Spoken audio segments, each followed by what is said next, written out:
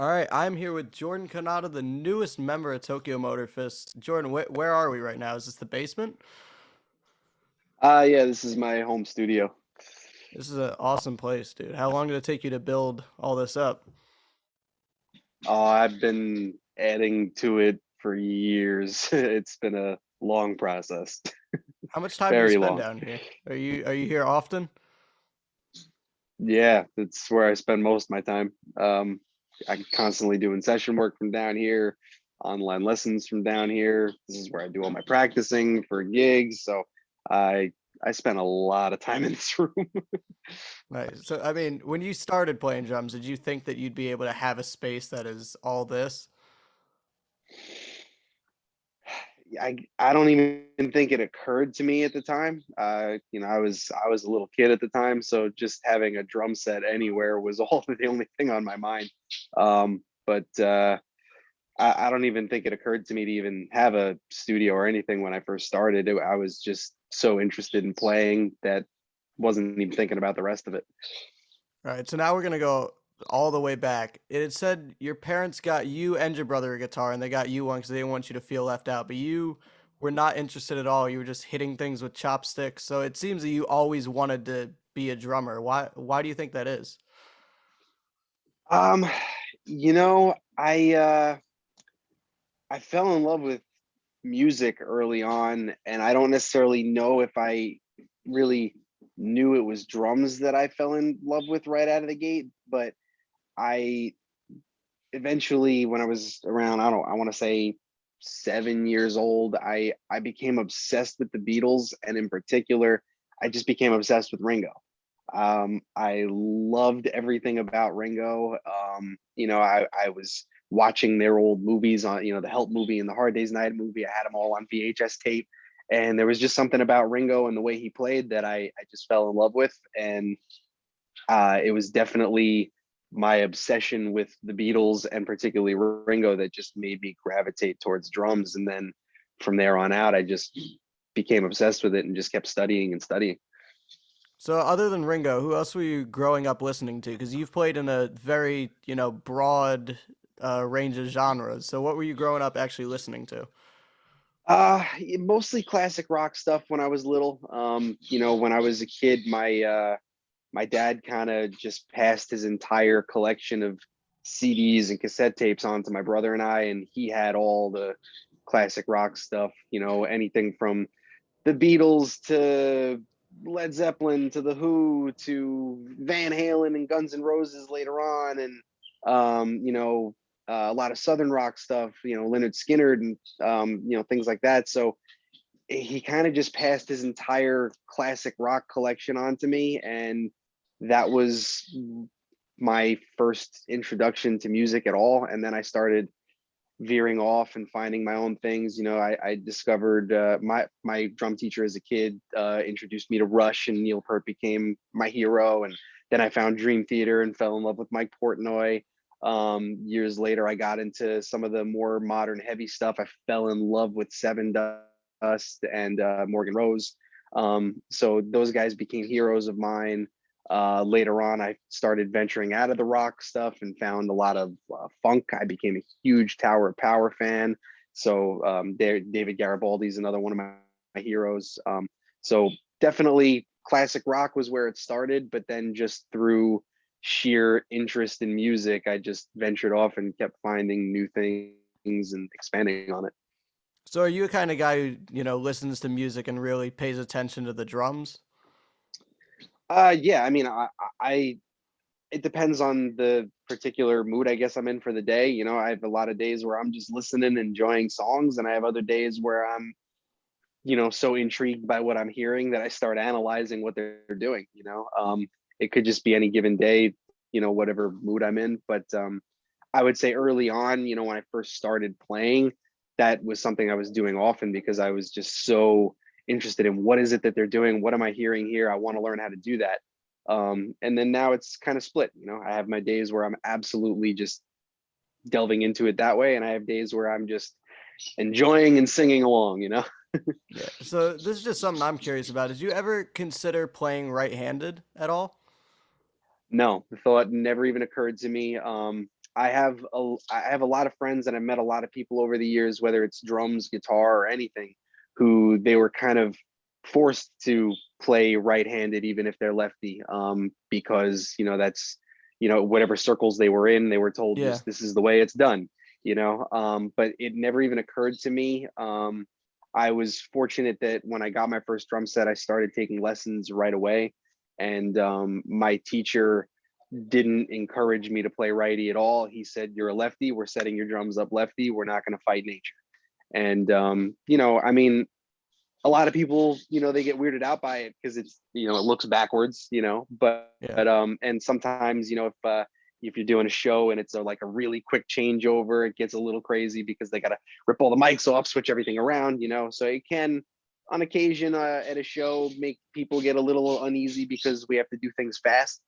But yeah, from day one, I just figured, why fight nature? I'm lefty, so I might as well play lefty. Yeah, well, I was gonna ask you about shows like that because I was on the cruise and like at Rare Hair, they put you on first just so they wouldn't have to switch it twice. I'd Yeah. feel the most insane anxiety about that. Do you feel at all, anxious, or you just this is how it is? Sorry guys, we're dealing with it. I'm not anxious about it at all. I mean, I maybe I was a long time ago, but I started gigging when I was really, really young. I started playing gigs when I was like 11 years old. So I've been dealing with it since I was a Yeah, child. And so, I mean, I'm really used to it at this point. It's something that just kind of par for the course. And I've gotten to the point where, like at a jam like that, if I have to switch it around really fast, I can. It's really not that bad. You rip some microphones off, you swap the floor tom and the snare drum, you swap the hi hat yeah. and the ride, and it's something that you can get it done in 5 minutes if you really, if you work fast, you can get it done quickly. So no, it's not something that I really freak out about. Maybe when I was younger and I was first getting into this world, but now it's just kind of par for the course.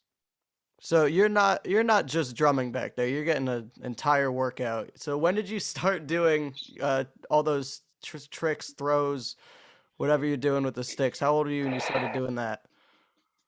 I don't really know. I mean, I think I was always intrigued by the musicians who were also showmen.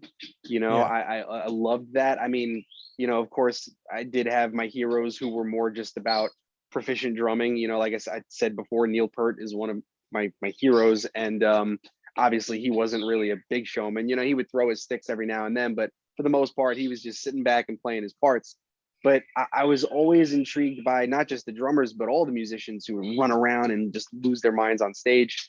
And for me, it was more of just a progression of I'm just having fun up there. It wasn't really about like you know, I need to learn how to do this trick because I need to do it at this moment in the show. It wasn't yeah. there's none of it's really choreographed. It was all just a natural progression, just me enjoying myself, So when I first started learning how to twirl sticks, I was young. I would say I was in my early teens when I first started, trying to figure out how to do all the twirls and throws and all that stuff. But it was really more just a sense of I'm having fun, and I just enjoy doing that, and I enjoy um, you know making a crowd have fun. Also, I feed off the crowd, they feed off me. So it's just kind of this give and take, and it was just natural. A lot of those things, honestly, just happen on stage sometimes one day, and all of a sudden they'll be like, whoa, I've never done that before. Some of it's just taking risks on the stage, and then all of a sudden you're like, oh, that was pretty cool, I should do that at the next show, and then you do it at the next one, and then all of a sudden it just becomes habit. Do you know around when you started, climbing on the seat and then jumping off for being singled at That the end? actually, yeah, that actually, I do know when that started. That started when I joined Adrenaline Mob. um so those guys had asked me, when they first brought me on, they had asked me to film a drum solo, and we could post it and use it as like my introduction into the band. So I have a drum solo video on YouTube.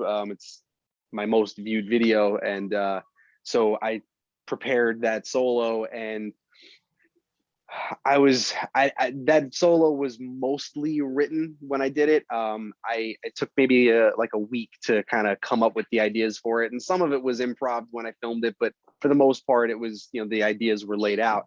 And just one day, I was practicing it, and I had my family around, and I said, "Hey, let me show you this. Tell me what you think of it. If it's going to be cool or whatever." And I just happened to do it on my kit in my house. Just why not? And they were like, "Yes, you have to stand up when you play this part." So I never, it never even occurred to me to do it at a show or anything like that. It just happened at my house. And then once I filmed it and realized, oh, okay, this solo is pretty cool, I did that solo at every Adrenaline Mob show. So I started doing the standing thing during that solo. And then from that point on, it just became sort of you know, one of my little signature things that I do. So every chance that I can find a spot in a song where I don't need to hit the bass drum, Yeah. I can try to stand up and do it. But it only works if I know I have a spot where I don't have to hit the kick. I just realized the dog is on the kit behind you now. Is that do you have one just stuffed dog that you put on? All right. Here. There we There go. we are. All right. Is it the same dog that you just take around with you? This little guy? Yeah. Yeah. Yeah, he comes to every show. Did Ted just find out about this? Because he was using it a lot at Debonair. He was kept turning it on. Yeah, he found out. Well, ironically, the last few shows that I had done with Tokyo, those shows were Debonair, and then before that, we did a few shows at the beginning of March. Yeah. Those were the first shows this year that I have done with them with my drum kit.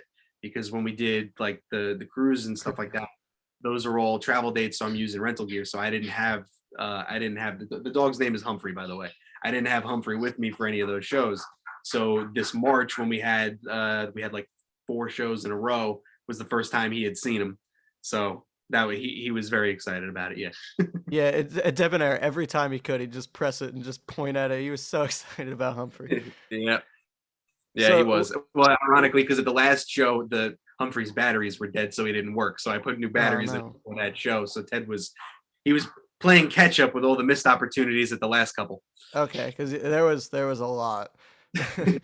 So you're from around like New York, New Jersey, where those guys are? Yeah. I was born in Queens, and I've been living in Long Island my whole life. So did you know before you joined Tokyo Motor Fist Ted or Steve? I knew Steve. I did not know Ted. I didn't know Greg either. I met those guys. I met Ted the day before my first gig with them, and I met Greg the day of my first gig with them. So Steve and I met through Adrenaline Mob because Steve was very close with David, my old bass player from Adrenaline Mob. So I met him through David, and so that was my connection to Tokyo Motor Fist. That was how I got started with them. But yeah, we didn't really. For my first gig with them was actually a fill-in. I wasn't in the band. The drummer before me, Chuck Berge, couldn't make a show, so they called me about 9 or 10 days before a show and said, hey, we need somebody to learn the material real fast and come in and fill in. So really didn't get any chances to have a full rehearsal. I got together once with Steve just to kind of go over some things, just the two of us. But I never got to actually have a band rehearsal before that show. And it was in Maryland. It was the M3 Oh, festival. I was So okay. I was there. They had said that it was their first gig with the drummer. I didn't catch who it was at the time, but it was you. Okay. it was me. Yeah, that was me at M3. And yeah, I met Greg that day at Soundcheck. And I met Ted that night, the night before at the hotel room. That was the first time I had ever met either one of them. All right. Yeah. So the first couple gigs you had with them then were pretty high pressure situations. It's not like, the kind of clubs that you guys are normally playing. You had M3 and then the Monsters of Rock cruise. How much pressure did that put on you that was your first couple times going out with them? M3, definitely some pressure, mainly because of the amount of time I had to learn the material and no real Yeah. chance to rehearse or anything like that. Because, like I said, it was very last minute. So it was just one of those things where I had to cram and then kind of, go over some stuff in a hotel room or whatever. Didn't really have a chance to do any full rehearsing, didn't have a chance to kind of, get any sort of idea for how we all mesh musically, build any sort of like chemistry. So that was a little high pressure because of the amount of time with Monsters of Rock. It's a awesome big show, great cool thing to be on, but I didn't feel too much pressure at that point just because I had plenty of prep time. I had already now known the guys at that point, already got a feel for everybody, already became friends with everybody, and had plenty of time to go over the music at that point. So I didn't really feel too much pressure at that point, other than just the fact that it's a really great gig and it's super fun to play on the boat. It wasn't my first cruise; I've done them before, just not with Tokyo Motor Fest. So I was familiar with that situation. So not too much pressure on that one. But M3, yeah, definitely, just because of the nature of you're coming in at the last minute. Yeah. Well, they were added at the last minute too. They were last minute. I forget who dropped out. I think Heaven's Edge, but they were all kind of last minute, but especially for you.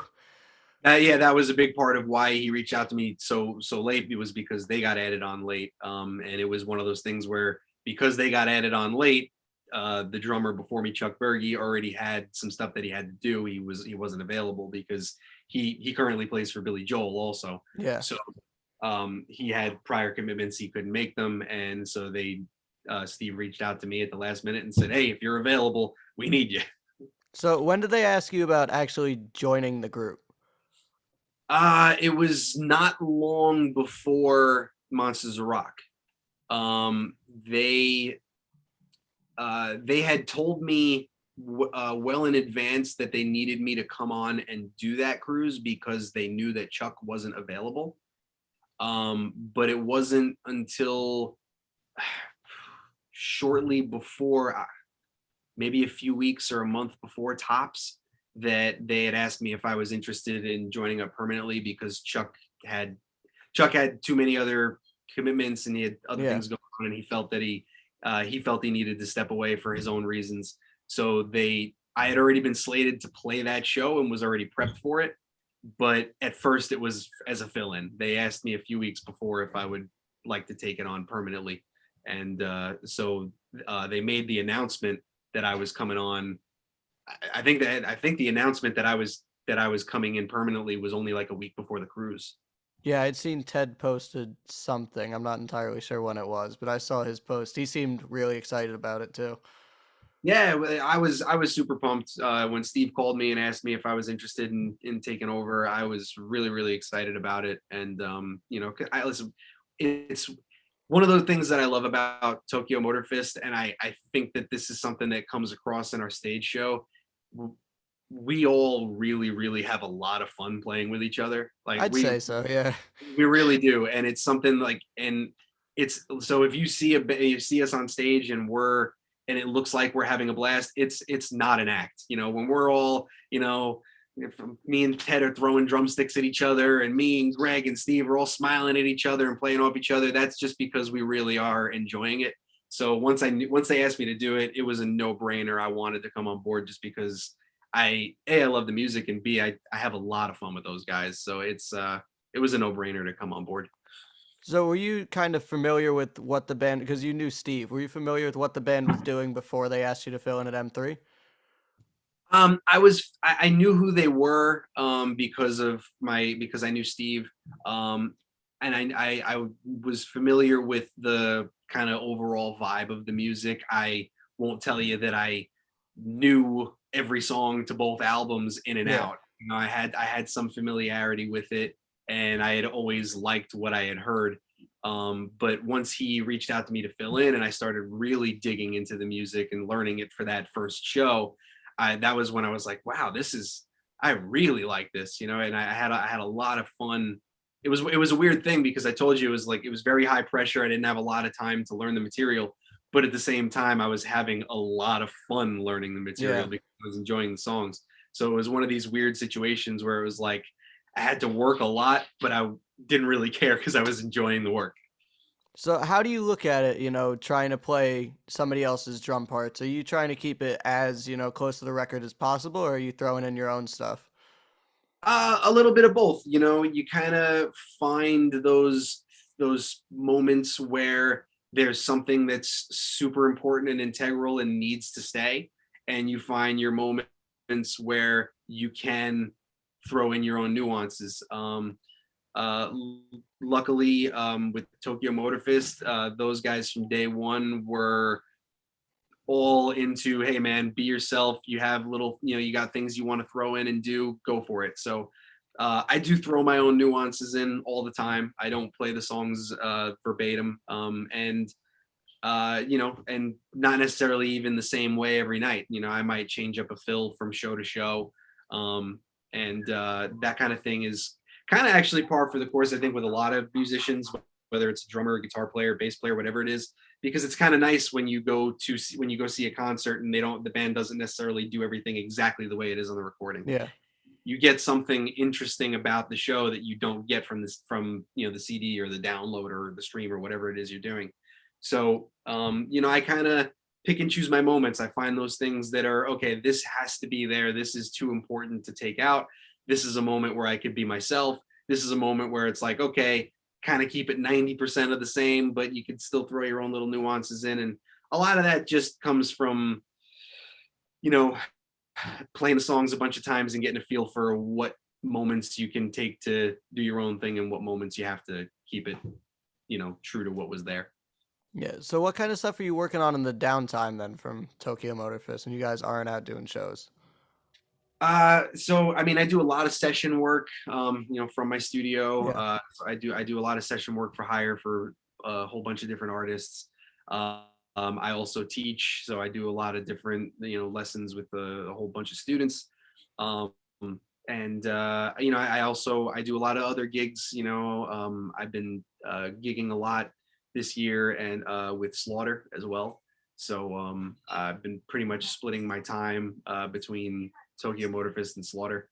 And yeah, just kind of running around doing every gig that I have to, and doing every bit of session work that I have to. And it's all music. I'm drumming all the time. If I'm Yeah. if I'm not working on one band stuff, I'm working on another band stuff. But Tokyo Motor Fist and Slaughter have been the two things that I've been most busy with for 2021, 2022. And then on top of teaching, you also post like instructional videos. When did you start doing, couch drills? That's the famous couch back there, I'm guessing, and then fills of the week and all that. When did you start posting those up? That is actually not the couch. Really? Yeah. So I started doing all those videos kind of when the pandemic hit because I had nothing else to do. Yeah. During the initial lockdowns, there were no gigs, and after a little while, session work started hitting. Luckily because I had the ability to do it from home, so I was able to kind of quarantine and still do some session work. But for those first few months, everybody was just kind of figuring out how to exist. So there was nothing. I didn't have any lessons. I didn't have, it was just total, just dead time. So I just started doing my groove and fill of the week videos down here. And then after a little while, I came up with the couch drill idea. I was at my girlfriend's house actually. That the couch from those videos is my girlfriend's couch. So I did a couple of them there, and people loved them. So I just kept doing them. But my girlfriend demanded, no, no, no, no, no, no. My couch is the couch drill couch. So I always do those from her house. So, um, what do you have going on in the future then? Do you have any more Slaughter gigs coming up planned, or right now is it Tokyo Motor Fist you sticking with? No, I'm gonna be with both of them for the rest of the year. Because with Slaughter, Will Hunt It's has just been when drumming for. Will's not available, right?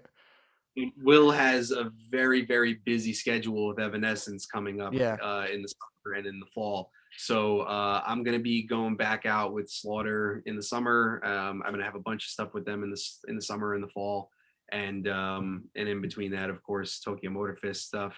So I'm going to be pretty busy with both of those bands again for the remainder of 2022. They're kind of going to be the main things that I'm working with for the rest of the year.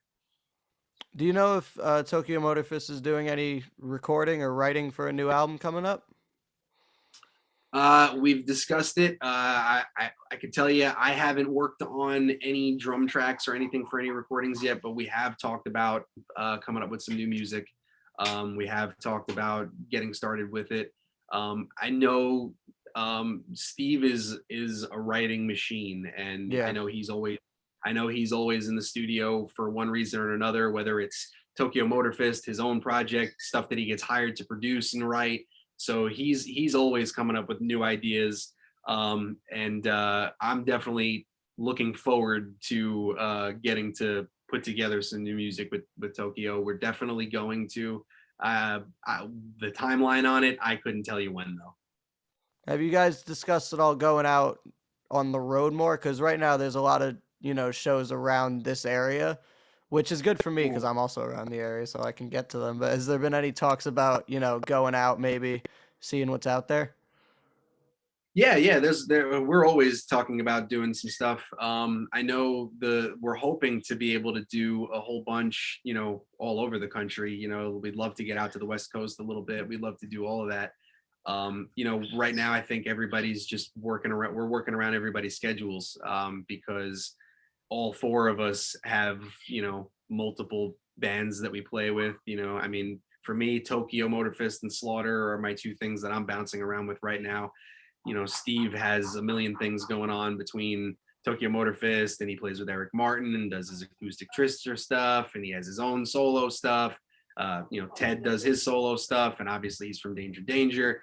Greg plays with Ted Nugent and an army of other bands, so we definitely plan to get out and do a whole bunch. We just have to figure, kind of be smart about how we schedule everything because it's a interesting band where every one of us has multiple artists that we play with, and we all have multiple jobs, and of course, some of the other guys have families and stuff like that too. Yeah. So it's just a scheduling game. So the answer is yes, we plan on doing as much as humanly possible, but we do have to work around schedules.